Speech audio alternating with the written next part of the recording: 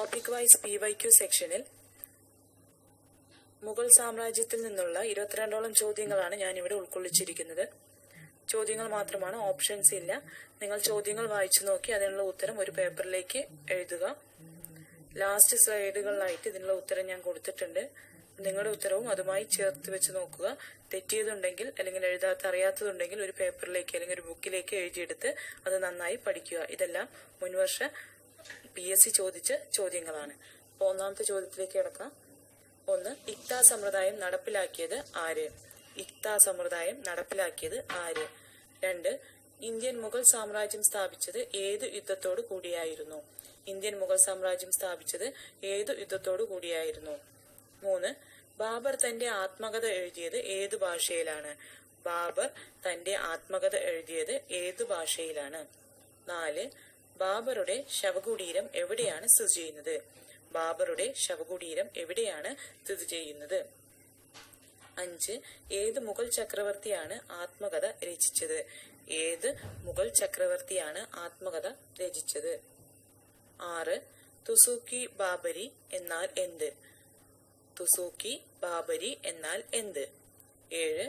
ബാബർ പരാജയപ്പെടുത്തിയ രജപുത്ര രാജാവ് ആര്? ബാബർ പരാജയപ്പെടുത്തിയ രജപുത്ര രാജാവ് ആര്? 8. ഇന്ത്യയിൽ ആദ്യമായി പീരങ്കിപ്പട ഉപയോഗിച്ച മുഗൾ രാജാവ് ആര്? ഇന്ത്യയിൽ ആദ്യമായി പീരങ്കിപ്പട ഉപയോഗിച്ച മുഗൾ രാജാവ് ആര്? 9. വില്യം ഹോക്കിൻസ് ഇന്ത്യ സന്ദർശിച്ചപ്പോൾ മുഗൾ ചക്രവർത്തി ആരായിരുന്നു? വില്യം ഹോക്കിൻസ് ഇന്ത്യ സന്ദർശിച്ചപ്പോൾ മുഗൾ ചക്രവർത്തി ആരായിരുന്നു? 10. സാഹസികനായ മുഗൾ ചക്രവർത്തി എന്നറിയപ്പെടുന്നത് ആര്? സാഹസികനായ മുഗൾ ചക്രവർത്തി എന്നത് ആര്? 11. ഇന്ത്യയിൽ കറൻസി നോട്ട് ആദ്യമായി പ്രിന്റ് ചെയ്തത് ആരുടെ ഭരണകാലത്താണ്? ഇന്ത്യയിൽ കറൻസി നോട്ട് ആദ്യമായി പ്രിന്റ് ചെയ്തത് ആരുടെ ഭരണകാലത്താണ്? 12. ഇന്ത്യയിലെ ഗ്രാൻഡ് ട്രങ്ക് റോഡ് പണി കഴിപ്പിച്ചത് ആര്? ഇന്ത്യയിലെ ഗ്രാൻഡ് ട്രങ്ക് റോഡ് പണി കഴിപ്പിച്ചത് ആര്? 13. ഇന്ത്യയിൽ ആദ്യമായി അഞ്ചൽ സംവിധാനത്തിന് അടിത്തറയിട്ട ഭരണാധികാരി ആര്? ഇന്ത്യയിൽ ആദ്യമായി അഞ്ചൽ സംവിധാനത്തിന് അടിത്തറയിട്ട ഭരണാധികാരി ആര്? 14. മുഗൾ ചക്രവർത്തിയായ ജഹാംഗീറിന്റെ പഴയ പേര് എന്ത്? മുഗൾ ചക്രവർത്തിയായ ജഹാംഗീറിന്റെ പഴയ പേര് എന്ത്? 15. ജഹാംഗീർ ചക്രവർത്തിയുടെ സദസ്സിലെ ബ്രിട്ടീഷ് അംബാസഡർ ആരായിരുന്നു? ജഹാംഗീർ ചക്രവർത്തിയുടെ സദസ്സിലെ ബ്രിട്ടീഷ് അംബാസഡർ ആരായിരുന്നു? 16.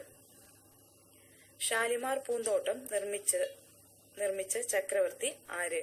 ഷാലിമാർ പൂന്തോട്ടം നിർമ്മിച്ച ചക്രവർത്തി ആര്? 17.